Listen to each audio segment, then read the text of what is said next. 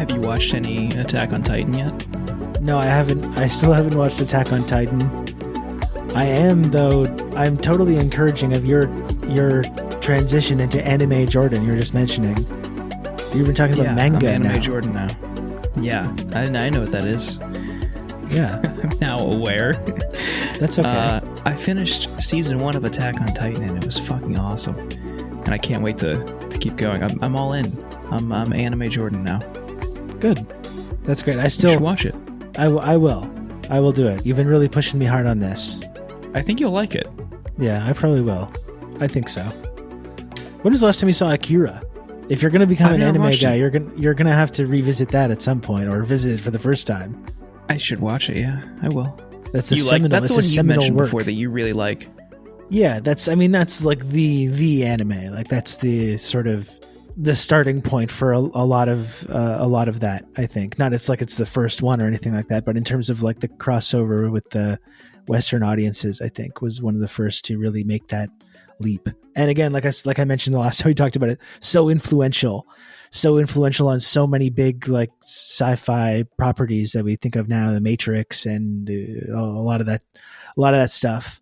Really, yeah, highly recommend that. If you're going to be an anime guy, you got to go back to the source. So I would recommend that you checked out that one.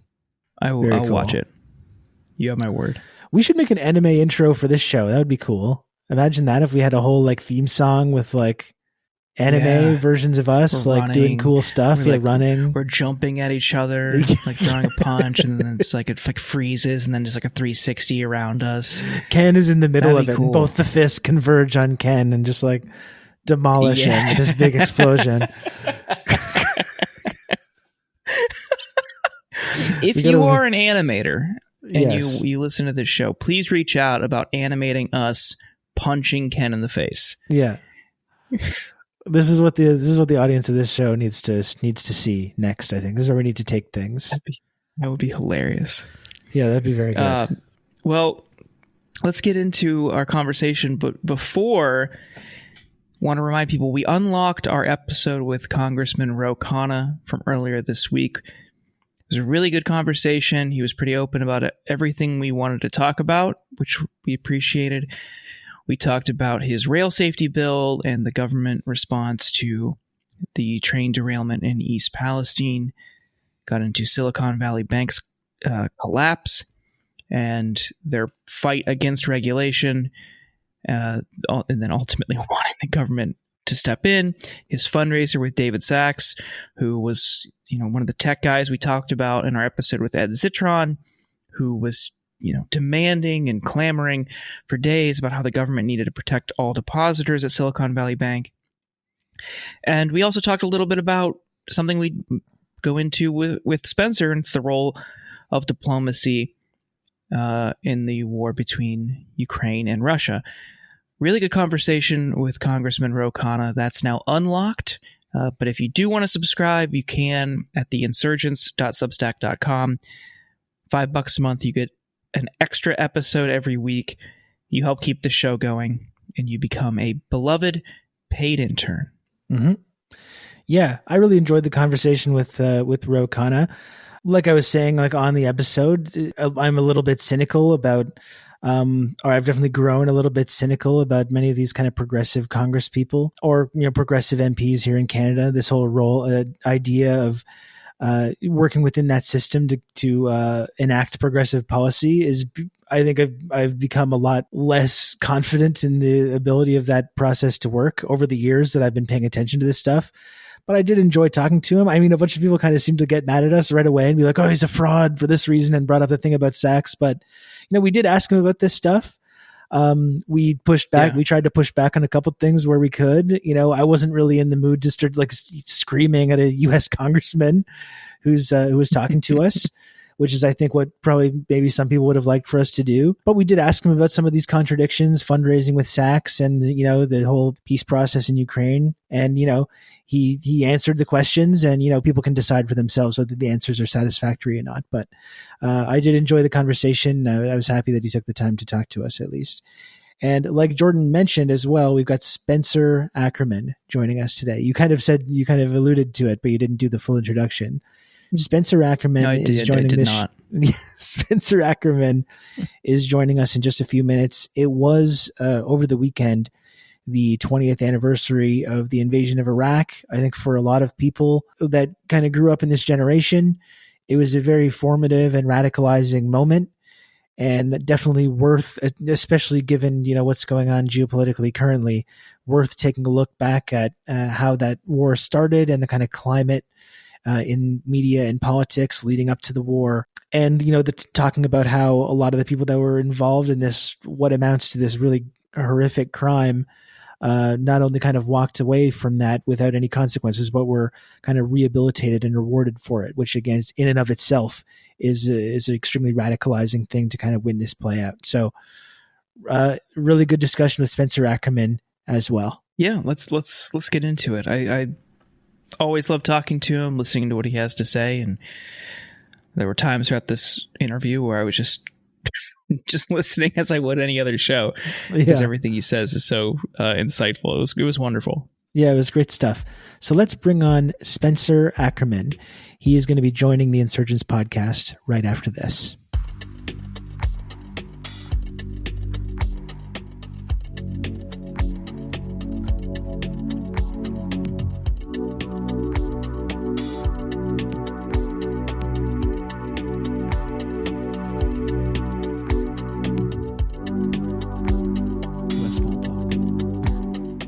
Well, I've already explained to you the delicate situation here in Canada right now, where our intelligence agencies they're trying to coup my boy, Justin Trudeau. Everyone knows, everyone that listens to this program knows how much I love Justin Trudeau and the Liberal Party. You look into his eyes and he's the dreaminess. Yeah, exactly. That's Canada. What's not to like? Precisely. And now CSIS, the Canadian Intelligence Agency, is undergoing this kind of like coordinated media campaign to suggest that Trudeau and the Liberal Party are soft on China, and they're basically CPC spies. Like, let's call it what it is. CCP, you mean? And isn't there some just like confusion about the acronym? I thought it was the CPC. You mean the Chinese Communist Party? Is there a different one? I thought there's like the pejorative one, the CCP. That's what all the people say about it. But I believe the correct acronym is the CPC. Oh, I didn't know that. Okay, I can look into that. I don't know. Am I saying slurs on accident? I don't think it counts as a slur. The official acronym is CPC, but other people call it the CCP. Anyway, if Trudeau was a Chinese spy, I would think that would be pretty cool, probably. But unfortunately, I don't think that's the case. So that would be an incredible turn of events. If this heel turn narrative turns out as advertised, that was not something we saw coming. I would have no choice but to stand, frankly, if that was the case. Somehow, I don't think so.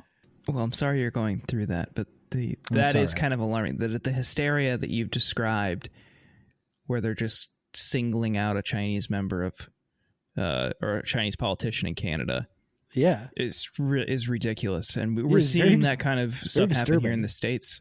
They don't have any of the singling out like you're talking about, but today there was the hearing on TikTok in Congress, where and this has been an ongoing issue in DC for months now, where they've talked about the Chinese government spying on people through TikTok. And the questions today at the hearing were really ludicrous. It showed how little these legislators actually understand about the technological capabilities. One asked if TikTok can connect to your home devices. It's like, and the CEO, well, bad for him. He just didn't know what to say without insulting the rep. Yeah. He was basically like, I think the answer to the question is no, but we just do what every other social media company does. Does TikTok connect to Wi-Fi? It's like, yeah, it does. That's how you how you go on the internet when you're at home, Yeah, so this is what surveillance capitalism's protectionist term, that we want to make sure that ByteDance is ultimately owned, and all of the data provided to TikTok is ultimately provided to a company that can participate in the NSA's PRISM program. Instead of giving it to the Chinese intelligence agencies, they'll give it to the American intelligence agencies. The privacy concern isn't an actual privacy concern. It's a nationalism concern. Totally. Yeah. I mean, if that was really what they were worried about, they would have taken issue with Facebook or Google or Microsoft or any of these other any of these other companies or platforms that were collecting and harvesting all this data. But they don't have an issue with it. They wanted it, and they wanted to use it and collect it. It was a catch-all program. It's ridiculous that they're just singling one company out when they're all doing it. Well, and even like we've made fun of the Twitter files bullshit, but one of the actually interesting things about the Twitter files that's been revealed is the extent to which like the intelligence agencies are in communication with these social media companies like Twitter, and how much the U.S. government is like leaning on them whenever they need them to release their data. So it's amazing, like given that kind of climate, that there's, if you're singling out TikTok because of data collection or any of these things while ignoring all that, I mean, that's just being racist. Like that's just fundamentally what it's about. I would just say that's great power competition in practice. That the issue is not that the data collection and the privacy invasions occur, because that's now central to 21st century to 21st century capitalism, period. It's who gets to exploit that data, who doesn't get access to that data to exploit it. So it looks more like a protectionism issue than it does, first principle issue. Yeah. So overall, just a troubling climate, I guess, right now when it comes to this kind of stuff that I can imagine is only going to get worse. Yeah, it really just feels like, the starting gun sounding for the Cold War with China. And if the Cold War with the Soviet Union is any indication, and for that matter, the very weird period that starts in 2003 about Iraq that we're going to discuss, this is going to worm its way into ever more,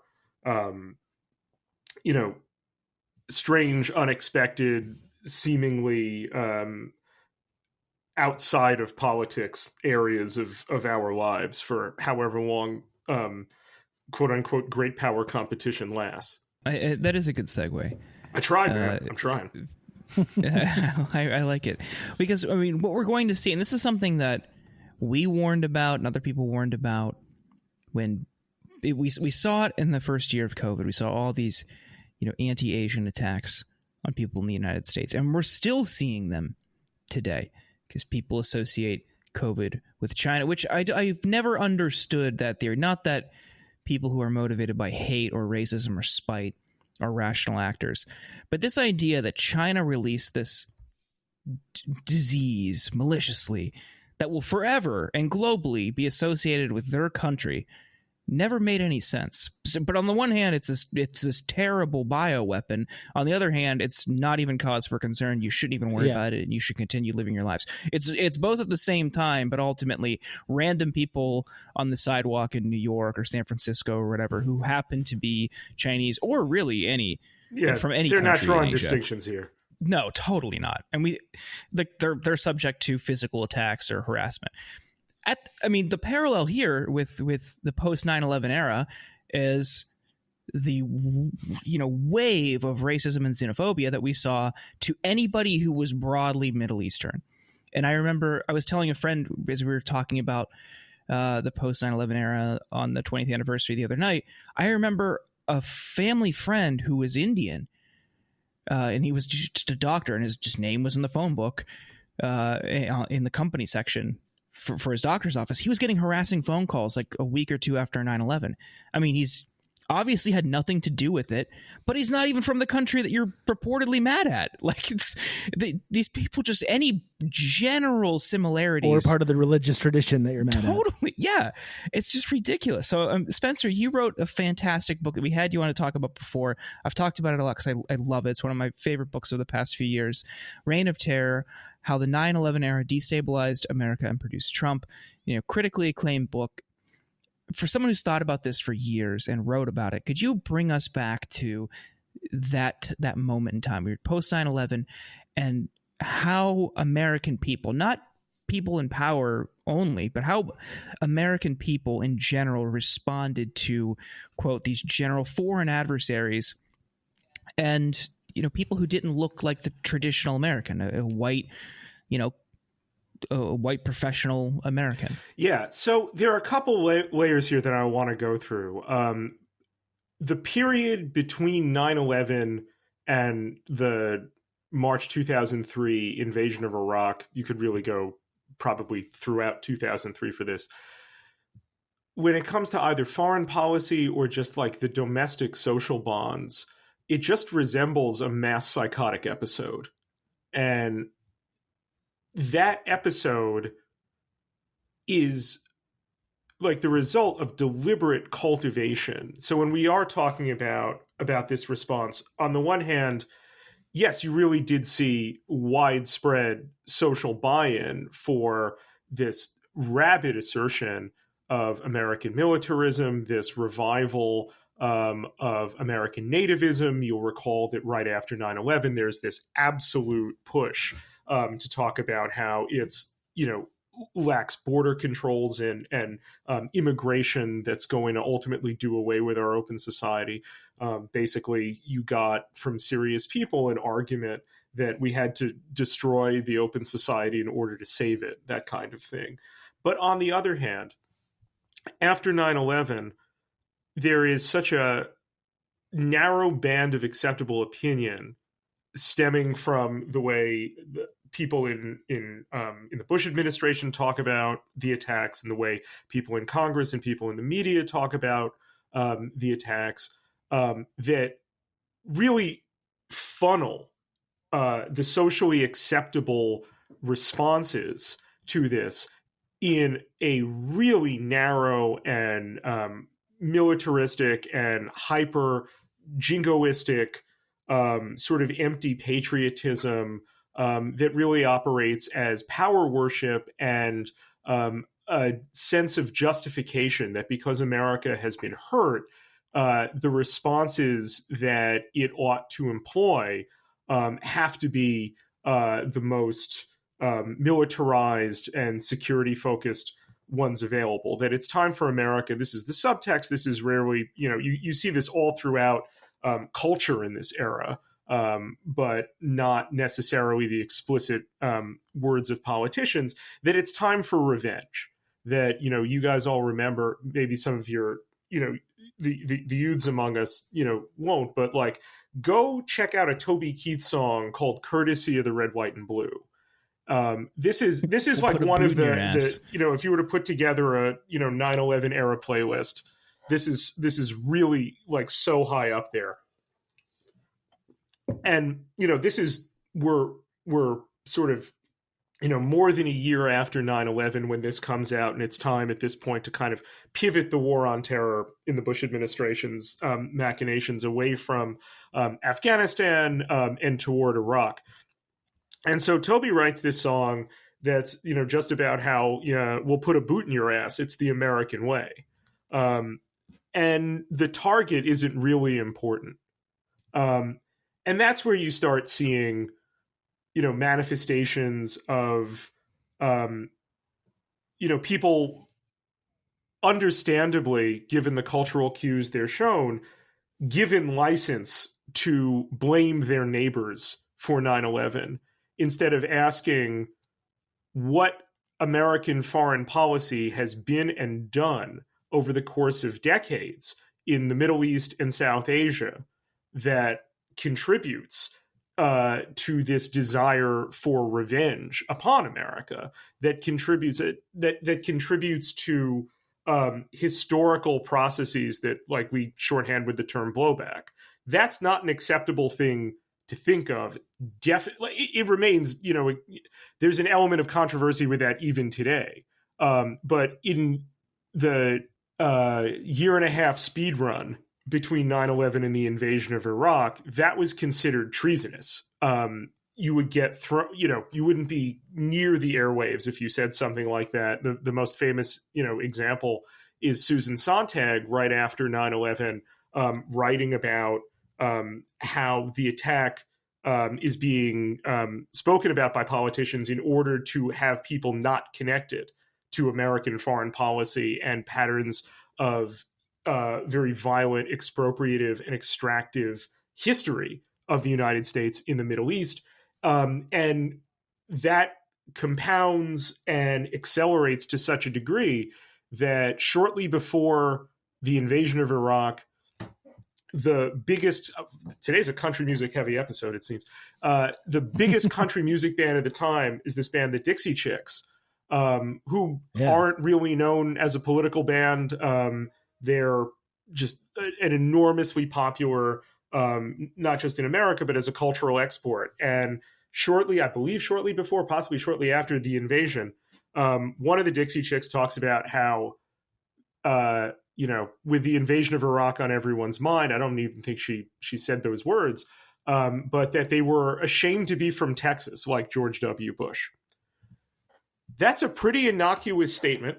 I think, anyone who's, criticized a president ever for, whatever president and from whatever perspective you're criticizing the president for, has used way, way harsher language than that, way more, directly heated language than that.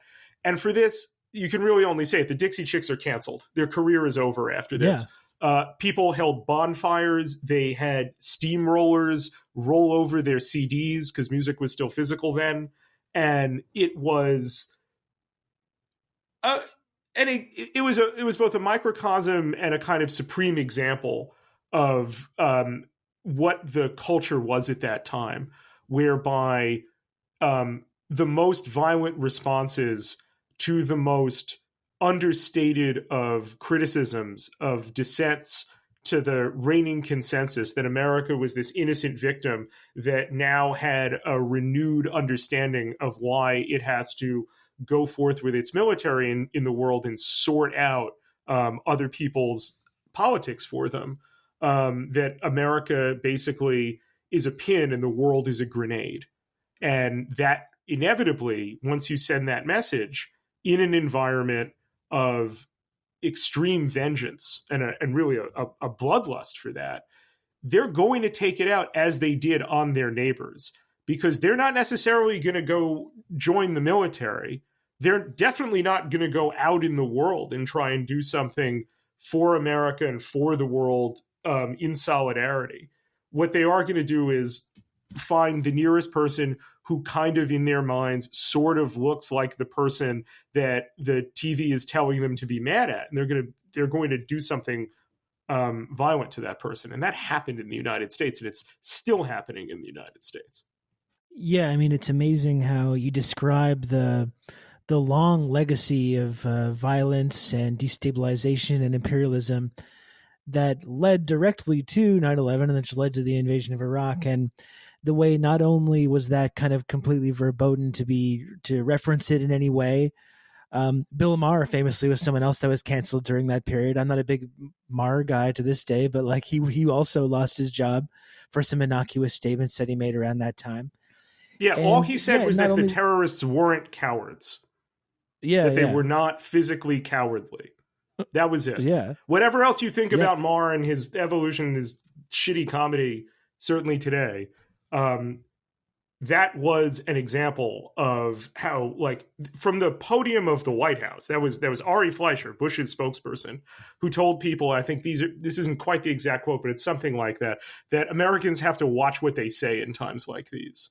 Yeah, it was very dark. And that's the thing you mentioned, like people that are younger than weren't around at that time, I think underestimate or don't understand the extent to which this climate was completely, how oppressive it was. In terms of like that kind of discourse. And yeah, like you mentioned, not only was it not possible to reference America's history or America's long legacy of violence and the role it played in leading up to those events, but the way that all that was not only kind of hidden away, but distilled down to they hate us for our freedoms. And now that was the explanation basically that was given to people from the president of the United States. And it was enough. It was enough for a lot of people. A lot of people bought that, and that was the only kind of acceptable viewpoint that was allowed during that time. And if you bring up that, Al-Qaeda tells us directly why they attack America, it's because of America's history, particularly in Saudi Arabia, the violence that it inflicts through sanctions upon Iraq and upon the Palestinians for its support for Israel. Then people might ask, well, should we really be doing that stuff? Not because they think Al-Qaeda is actually making a good point, but because they don't want to be harming the rest of the world. So people who run oil companies can live in extravagant sybaritic wealth. The reason why the Bush administration and, quickly following cues, pretty much the rest of the political and media class, goes that way in a moment of supreme trauma, it has the effect of allowing the recrudescence of all of that history to take shape in the invasion of Iraq. That if you were supposed to say, well, actually, we got attacked because people got pissed off at how the United States is, from their perspective, occupying an oil-rich Muslim country, meaning at that point Saudi Arabia, they probably won't say, well, if we just do that the next country over, that's probably not going to go over very well either. And making those kinds of questions, that line of thinking outside of the realm of public respectability, served that purpose. And that is kind of the purpose that it always serves when we're talking about a misleading narrative that has to do with life or death aspects of U.S. foreign policy. The point is to just do more of the same, if not expanding. We should also be clear that this push to invade and occupy Iraq preceded Bush and preceded 9/11. There was a clip that went around again this week, and I know you saw it, Spencer, of a town hall from 1998. It was in Columbus, Ohio. Madeleine Albright was there answering questions, and someone asked, hey, why should we bomb Iraq under the guise of, defending human rights when our allies and countries that we arm and sell weapons to are doing the same, if not worse, things that Saddam Hussein purportedly is doing? And there was a back and forth for a while. She dodged the questions. People were booing her.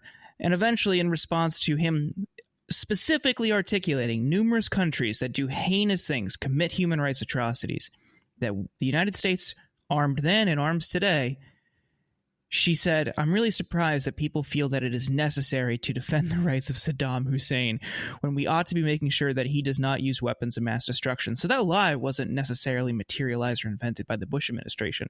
That preceded them. But they certainly continued it, and ultimately we saw that was totally bogus. And I don't think that American, secretaries of defense and secretaries of state have held anything like that kind of town hall. I think there's at Ohio State University. It's a raucous event where you actually saw people directly challenge some of the most considerate policymakers there are, which is U.S. foreign policy, which tends to be, extremely elite and insular, and, views the American public, whether on the left or the right, with suspicion, because it might potentially be outside that very narrow band of consensus. Shout to, I believe his name is John Savage, who asked that question. And after that just, you wouldn't see that happen again, I think, ever. It's that such a thing is just unimaginable after 9/11. But to your point, Jordan, ever since the Gulf War ended in 1991, a bipartisan foreign policy consensus considered Saddam Hussein to be unfinished business. The policy of the Clinton administration was something known as dual containment, containing both Iraq and Iran at the same time. And there was tremendous unease, mostly but not exclusively on the right, about the viability of this.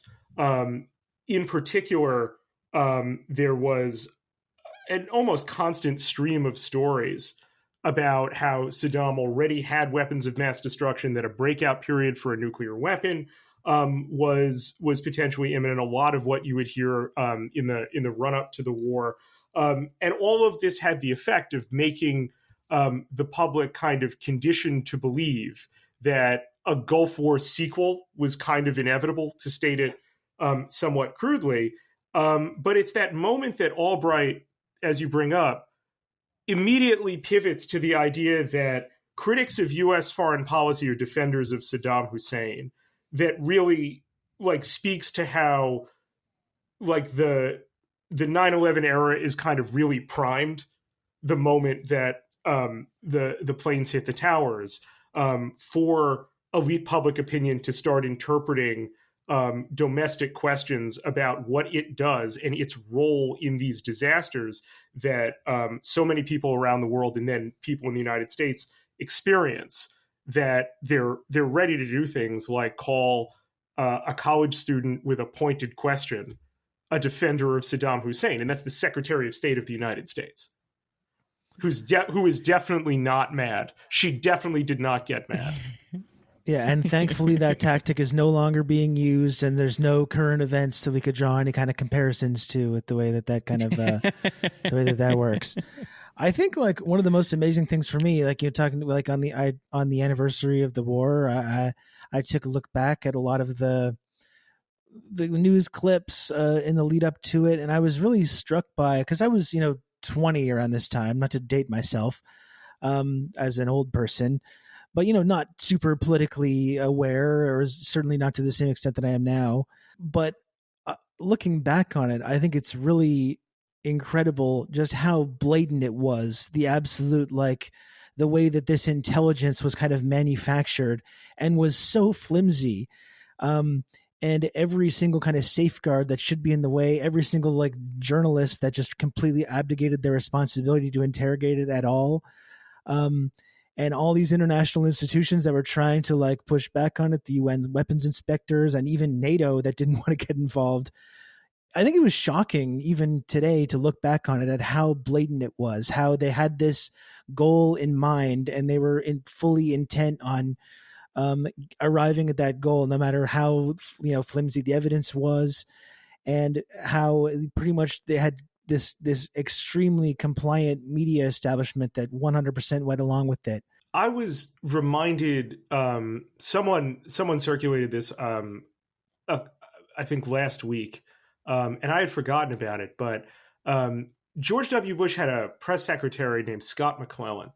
And McClellan, I want to say around 2006 or so, leaves the White House and writes a memoir. And this is his service in the Bush administration is basically when it's at the highs that it was at around and right before the invasion of Iraq to the dive it takes about 2-3 years after invasion and the occupation has become a charnel house.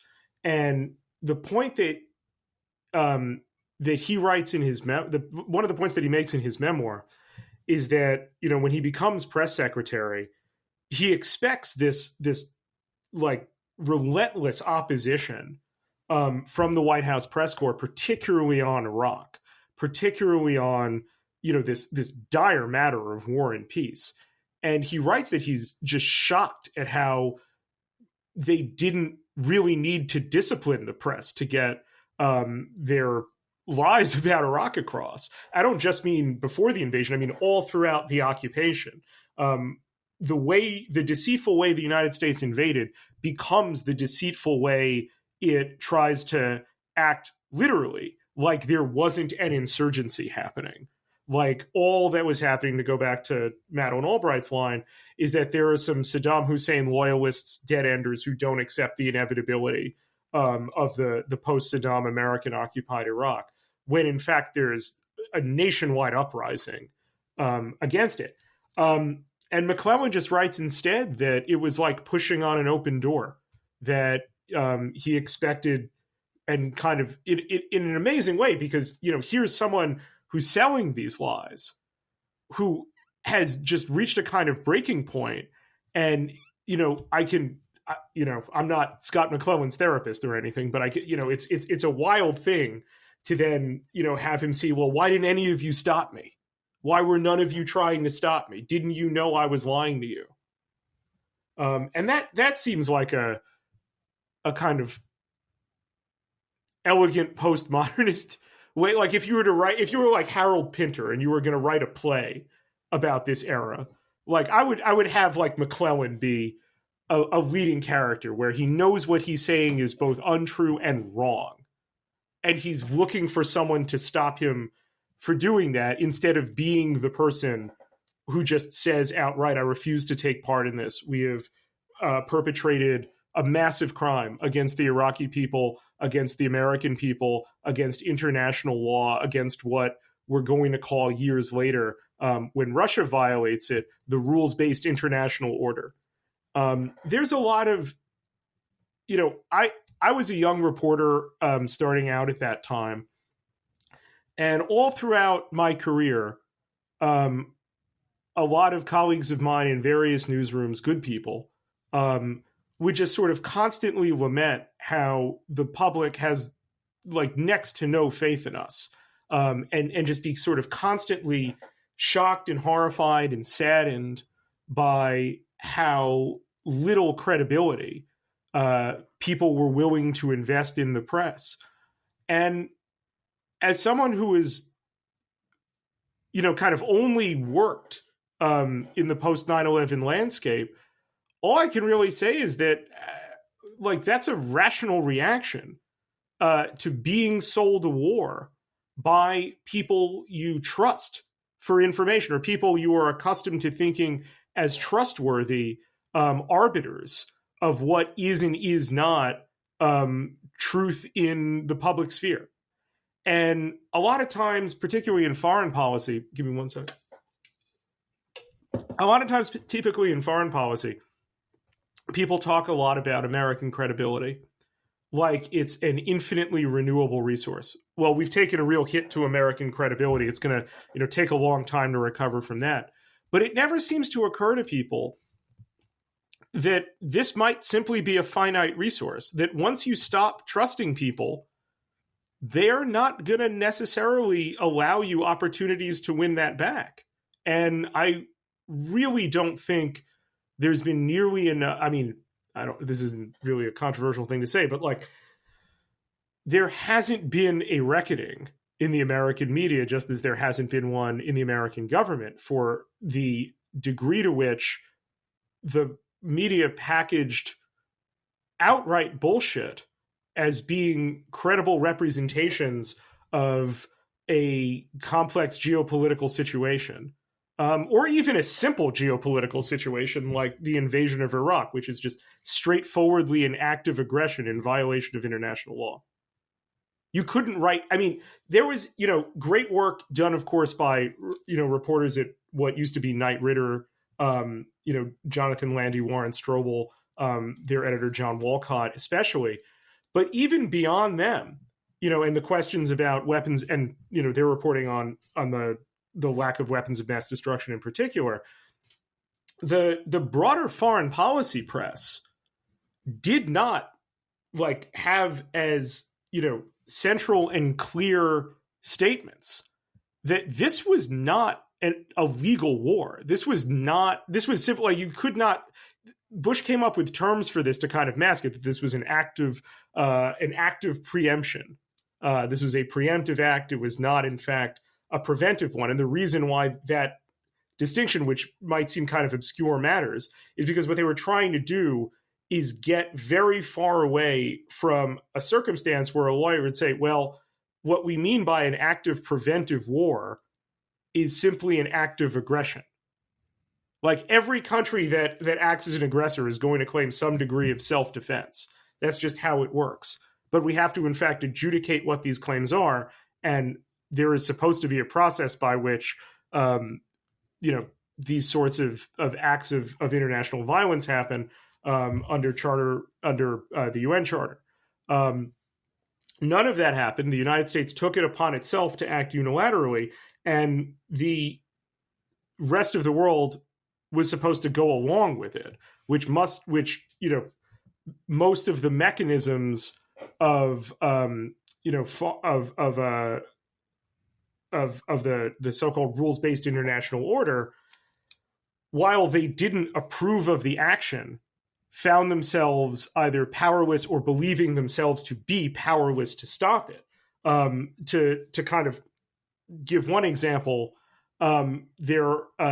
before the invasion of Iraq, the UN, under extreme U.S. pressure, sends weapons inspectors back to Iraq. One team investigates chemical and biological weapons. That's led by a guy named Hans Blix. The other team, under the International Atomic Energy Agency, under a guy named Mohammed El-Baradei, investigates the nuclear weapons case.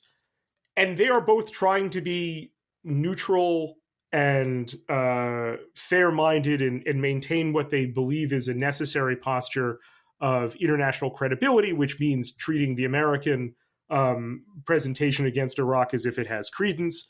And they do their jobs professionally. And in the process, certainly from Blix's perspective, a lot of his inability to say that these programs definitively do not exist becomes evidence from the Bush administration's perspective that Saddam Hussein must simply be hiding it, and therefore the UN isn't going to resolve this issue, and we have to. The International Atomic Energy Agency guy, Mohammed El-Baradei, is far more straightforward and says there is not a nuclear weapons program.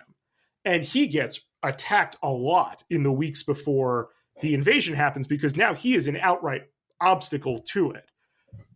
But then nothing ultimately stops the invasion. That the United States simply decides it has had enough of this process. It considers Saddam's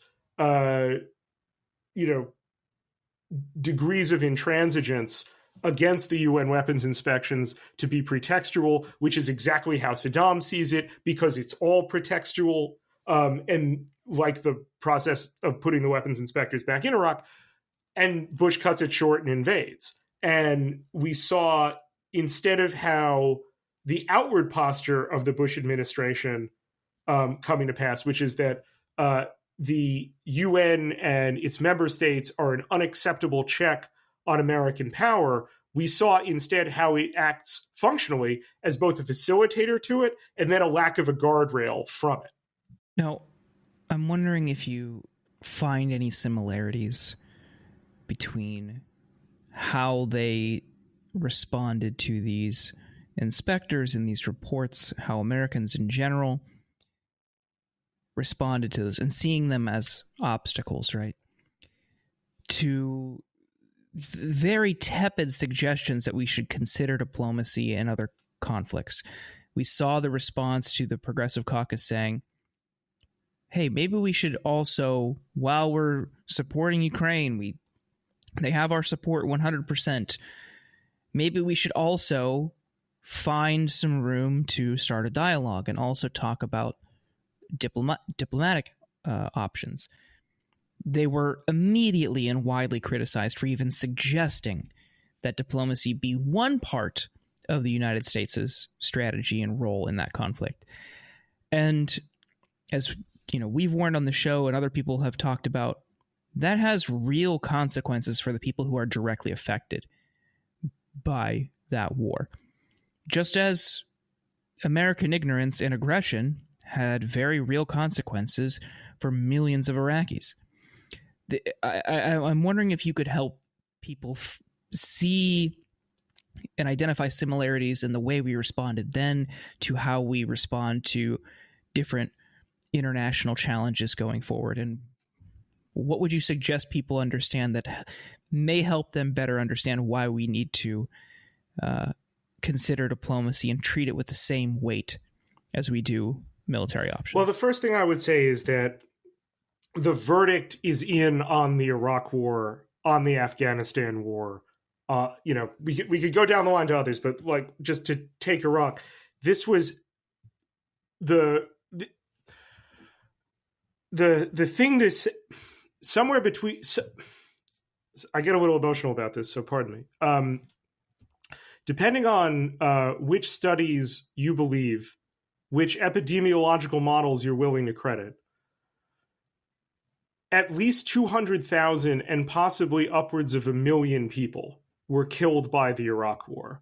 A war fought under, whether you want to say deliberate lies, whether you want to say oopsies, either way, the pretext for the wars, the rationales for the wars, did not bear out. This happens in an atmosphere where criticizing a militaristic policy is considered tantamount to treason. The Progressive Caucus's statement on Ukraine kind of demonstrated, as you're indicating, that, this impulse is still there, particularly when people come to believe that righteousness is on their side, which is extremely hard to explain to people today, but was absolutely a prevailing sentiment, that the idea was the Iraq war was going to be an act of liberation, that we were getting rid of a dictator and turning the Iraqi people free. Not that, we would occupy Iraq for the better part of a decade, leave it for 3 years, come back and do it to the point where we now have a residual force in Iraq, that Iraqi state assets would be privatized and open to unlimited foreign investment, that the State Department would push Iraq to sign massive no-bid oil concessions to Western oil companies and so on. Instead, this was an act of liberation. With Ukraine, what has gotten very unfortunately lost in I believe, correct moral understanding that the Russian invasion is every bit as violent, every bit as evil, every bit as unjustified as the U.S. invasion of Iraq, is that could be Ukraine's fate, that this war could go on in such a grinding and horrific way without an endpoint. And if you don't want to look at Iraq for that, look at Syria next door, and you see what a charnel house this can really become. And the idea that a force of arms without a clear diplomatic strategy and an energetic and creative one has, a chance of success is going to be ultimately measured, in the Ukraine case, not in our lives, but in their lives. And that is not to say that the United States has to dictate terms to Ukraine to come to the table and accept what Vladimir Putin is willing to offer.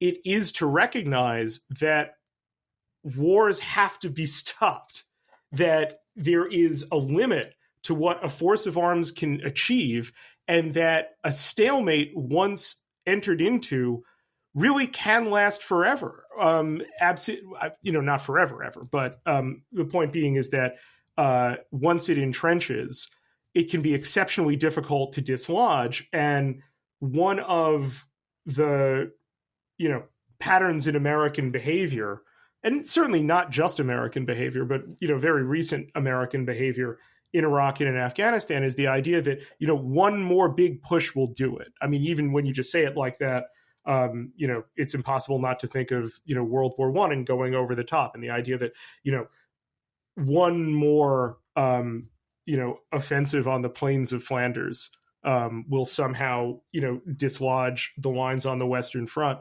Or, in Iraq, what they said was, the next 6 months will be crucial. In Afghanistan, the next fighting season will be determinate and so forth. And no, in fact, what happens is under circumstances of an entrenched war, politics does not grow more reasonable. People do not grow more willing to compromise. People are not more inclined to view a modus vivendi with the people who are killing their loved ones. It becomes far more Hobbesian and far more of an impulse to fight to the bitter end.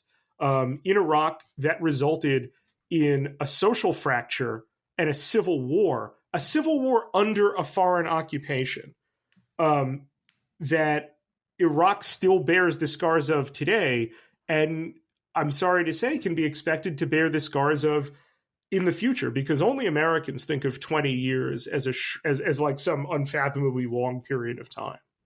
to people with a greater sense of history, people with longer cultural memories, that's an eye blink.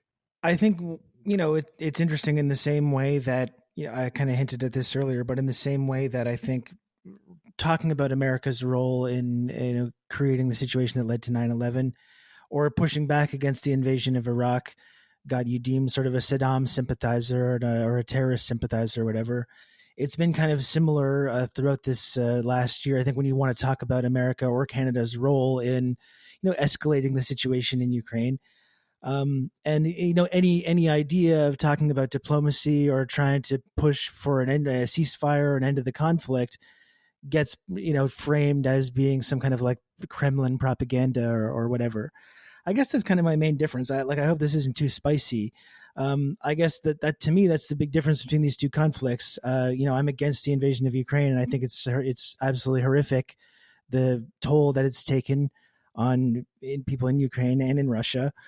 I guess the difference for me is that when you talk about, the things like the expansion of NATO up to Russia's borders, when you talk about, the United States and Canada pumping arms into Ukraine over the last 10 years and kind of fueling this civil war that's been going on in these eastern regions, you can say that doesn't justify a horrific invasion that we've seen, but these are at least like real things that have happened. Like we do have like reporting that we have been implicated in this situation.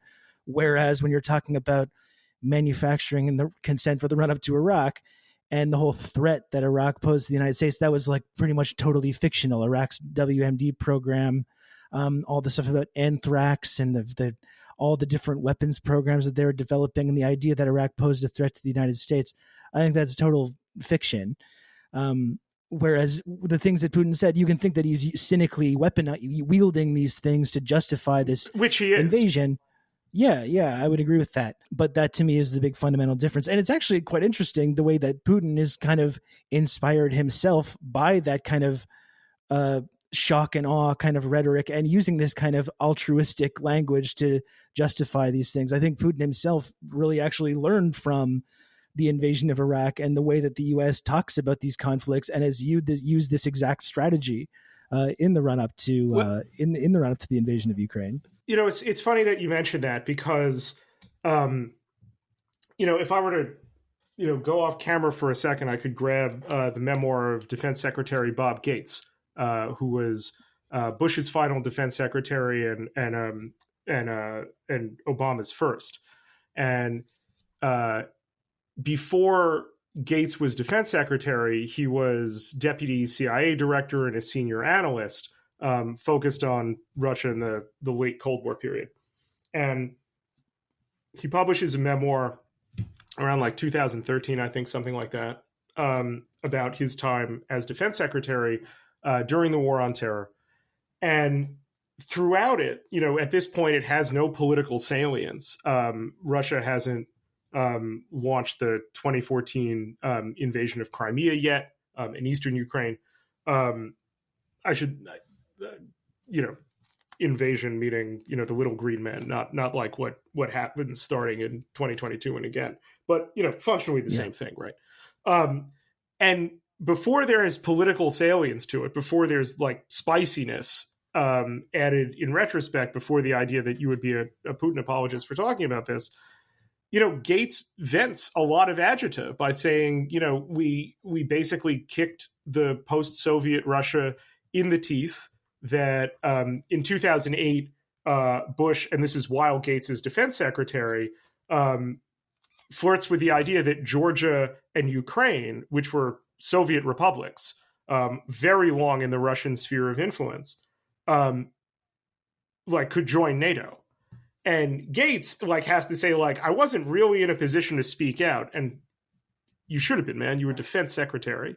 If this is what you believe, I'm pretty sure that's your job. You might have influence over it. I can't get into a room with George W. Bush, and you can. But he's talking about how this is really a mistake. This is inevitably provocative, not only to Putin but to all of Russian decision making elites. That the idea of a military alliance whose raison d'etre is, started out at, stopping the expansion of Russian then Soviet power that didn't, disappear after the end of Soviet power, but kept expanding closer to Russia's borders, all during a period of supreme American global power.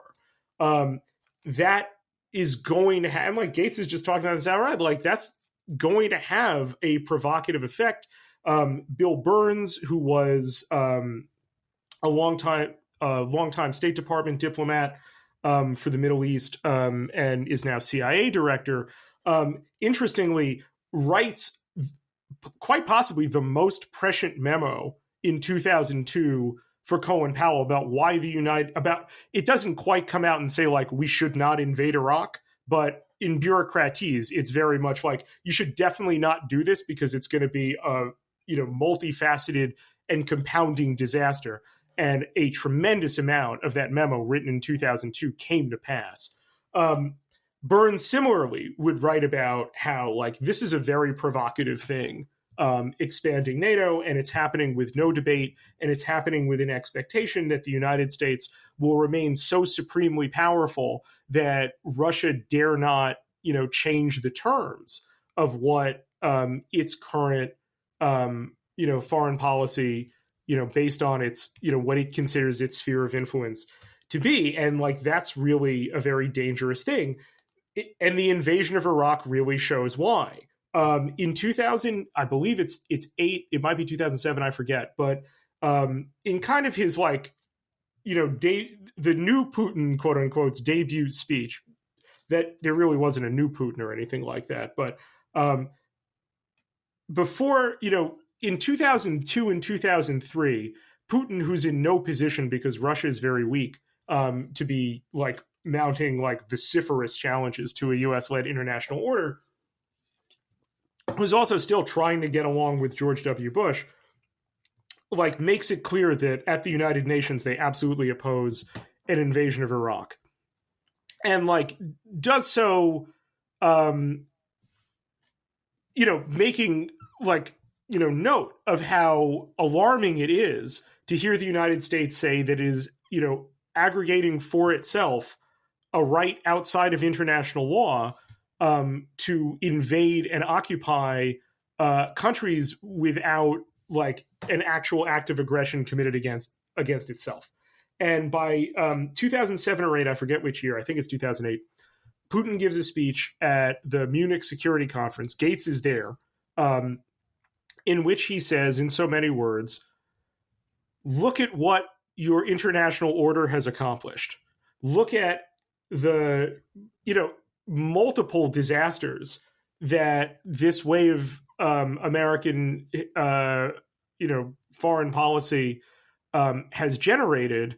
And I told you not to do this. Chirac in France told you not to do this. Schroeder in Germany told you not to do this. Schroeder, who will, later go on and basically like, become financially dependent on Putin in a corrupt way. And Putin says, like, I'm just not going to stand for this. Like, I'm not going to play by these rules if these are these rules. Now, Putin's apologists at the time make a giant, Putin's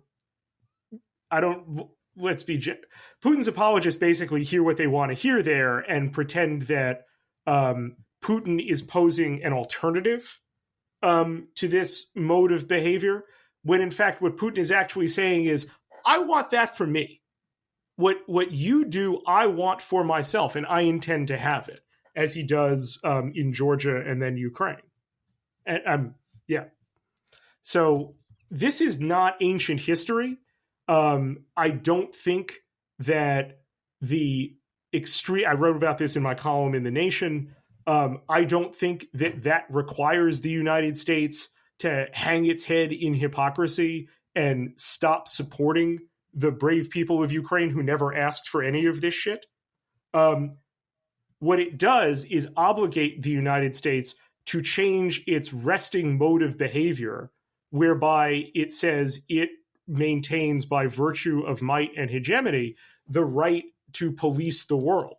And now, in an era where American hegemony is under serious challenge, less so by Russia than by China, in a moment where all of humanity is facing an exceptionally near threat to our continued existence on the planet, there has never been a more urgent time to rethink American foreign policy and the international mechanisms that go along with the current order from like a root and branch way.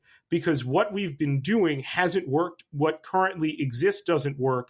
And the continued persistence of all of this failure and freight is going to lead to a combustible situation that will have us facing multiple Cold Wars simultaneously while the oceans rise, while droughts simultaneously increase, while, you know, safe water access becomes a ever more scarce resource, and human migration patterns accelerate and change tremendously. This is the world that's coming, and the world that was built in an important way, shaped significantly, and persists after the Iraq War. I don't mean to say only the Iraq War, but since we're talking about the Iraq War, can't deal with it. Yeah. That was an old-fashioned rant.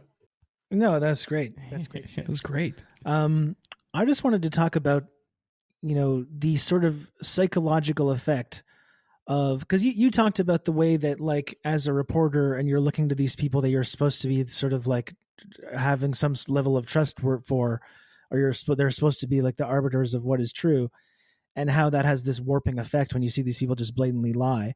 I think it's really interesting how a lot of people kind of from our generation that lived through that and watched that happen, the effect that that's had, as we saw that just rampant criminality. We all witnessed this like a gruesome, like historic, violent crime take place just under these completely fraudulent pretenses. And even, you know, a lot of people, just as dumb college students as I was, predictably were against the war and knew that it was going to be a disaster. And all these very powerful people seemed intent to go along with it. And, you know, as the evidence came out eventually that the intelligence they were using was all based on this kind of fraud, and there never were these weapons that they were looking for, and they were insisting to Americans and people around the world that existed.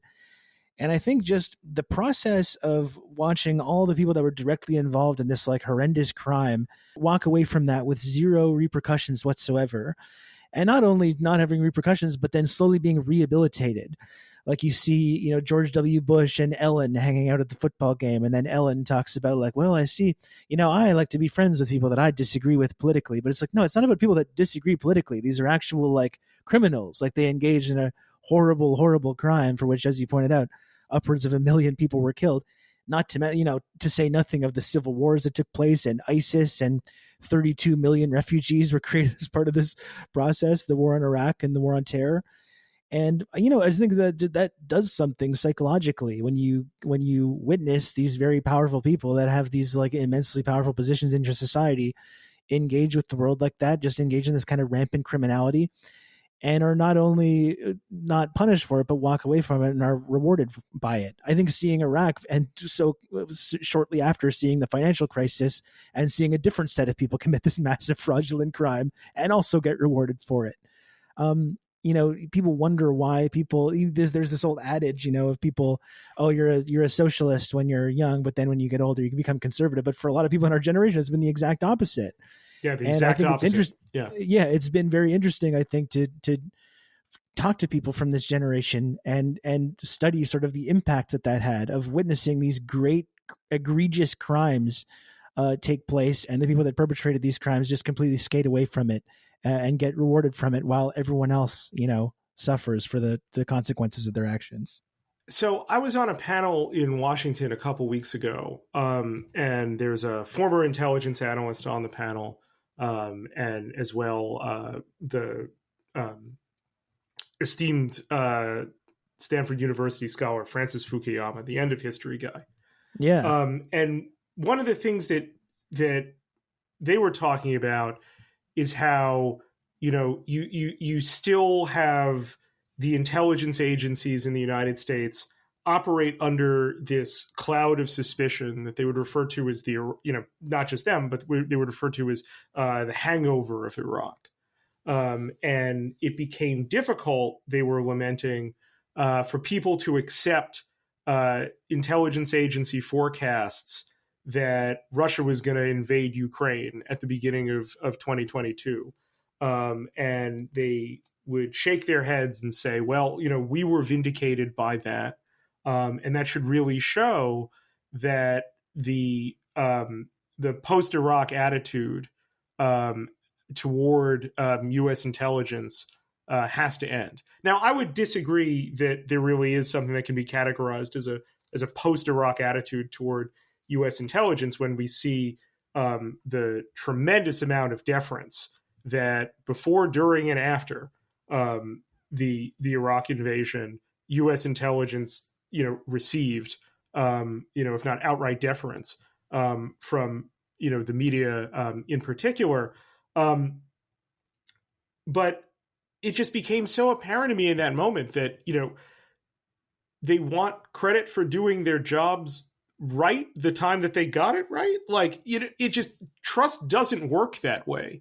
Yeah. I would not be able to credibly talk to, in U.S. intelligence, an analyst who works on, say, Iran issues, and point to a moment when, the Iranians, and this happened after 9/11, where the Iranians offered to cooperate with the U.S. invasion of Afghanistan, and be credibly, taken seriously when saying, like, perhaps this is, a deviation in recent Iranian behavior that the United States ought to cultivate.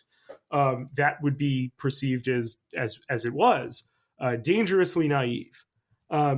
Instead, what you get is, I think really, the subtext telling the whole story, which is that in a really real way, U.S. intelligence recognizes that it deserves the cloud it operates under, to the degree it even does operate under a cloud, and is now kind of demanding that the public no longer extend that, suspicion of it, that doubt, which I think in practice cashes out just to general skepticism and not even hostility. Hostility perhaps in some cases, but at the same time, you can't make a million people come back to life. You can't say that this was, a trivial, deviation from, the storied history of success that is U.S. intelligence. My friend Tim Weeder wrote an excellent history of the CIA called, appropriately, Legacy of Ashes. This isn't a deviation at all. And to want to get out from that supposed cloud without reckoning with it, because what they say they did, and they do, is the way that they submit new intelligence analytic product now contains like explicit grades on how much certainty they assess each assertion to possess. Like, that's an internal certainty bureaucratic change. Exactly. Certainty level yellow. What I'm saying. These sorts of internal bureaucratic changes may not come across as compelling to people on the outside of the halls of power, who are simply expected to go along with what they say, with the caveats all shaved off. And U.S. intelligence during this period doesn't just do the invasion of Iraq. They are torturing people in black sites and coming up with euphemisms like enhanced interrogation for why their torture shouldn't really count as torture. They are assassinating people through drone strikes, often people that they don't positively identify on a targeting list, but instead assess to fit a pattern of terrorist or insurgent behavior, and calling that not assassination, but targeted killing, and down the line. This speaks to an enormous and persistent credibility problem within U.S. intelligence that requires the risk of what Madeleine Albright endured, like an actual public moment of, accountability from U.S. intelligence outside, intelligence leaders outside the very narrow bands of, audience, screening that typically happens when the director of national intelligence or the CIA director, speaks at a think tank with people who are already inclined to, be, polite and defer and so forth instead of actually challenging. And without that, as I don't expect that, to in fact occur, you're going to get this, attitude of condescending hostility to people who remember these horrific acts by U.S. intelligence, that they need to get with the program and stop living in the past. Like you were, that, your partner cheated on you and then gets angry with you for not trusting them in the future and keep bringing up old stuff. But when trust is broken, there have to be affirmative measures, often material measures, to demonstrate not only the depth of, real amends that someone is willing to take to demonstrate that they get what they did was wrong and a violation, but also a material way of showing why it won't happen again. Without any of this happening, whether it's intelligence, whether it's in media, whether it's in politics, we should expect it to happen again. Because as you guys say, no one paid any price for this. That is to say, in elite circles. Human beings paid horrific prices for it. An immense price. Yeah. Absolutely. Well, Spencer, thank you so much for joining us. Where can people follow you, find more of your work, and subscribe to your newsletter over on Ghost?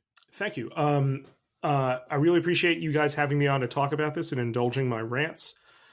I am on Twitter and Instagram at Attackerman. I have a newsletter on Ghost called Forever Wars. That's foreverwars.ghost.io for some reason.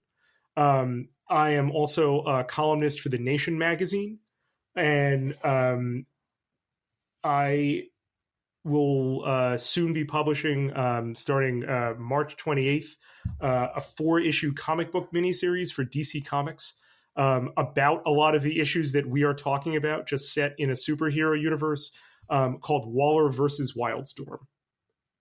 You can get that at that's fantastic. Yeah. Thank you. Talk more really about that. That's sick. Okay. I didn't know that. How did that come about?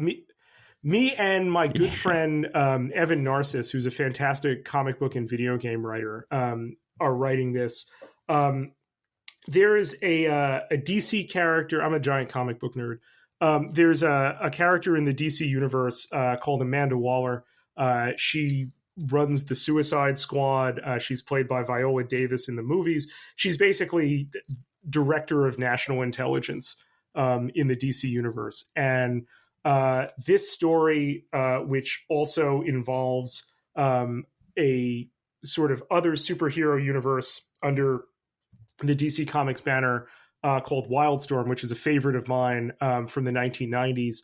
That is a superhero universe that is filled with untrustworthy spy services, untrustworthy corporations, untrustworthy politicians, and whatever superheroics happens isn't so much like good guy versus bad guy, but different sides of a bureaucratic or geopolitical fight. And so we're mashing up those two aspects of the DC universe to tell a story of Amanda Waller's rise to power. And it's set within essentially a battle for power inside the DC universe spy agency, and simultaneously a battle for control over a foreign country that's a familiar battlefield in the Wildstorm universe. That's very cool. It might be the only. This is a bit of a spoiler, but it might be the first issue of this, which is out on March 28th. Might be the only comic I can think of that references the Shock Doctrine by Naomi Klein and the Jakarta Method by Vincent Bevins. Hell yeah. Oh, that's great, man. Yeah, thank you. I'm super stoked about that. That's so cool. Well, awesome. Thank you so much for joining us, Spencer. Yeah, thanks so much, you guys. Hey, everyone. Thank you for listening to The Insurgents. If you want to subscribe to the show, you can find us on iTunes or Spotify or at Substack, theinsurgents.substack.com. You'll get the latest episodes delivered straight to your inbox as well as our newsletter.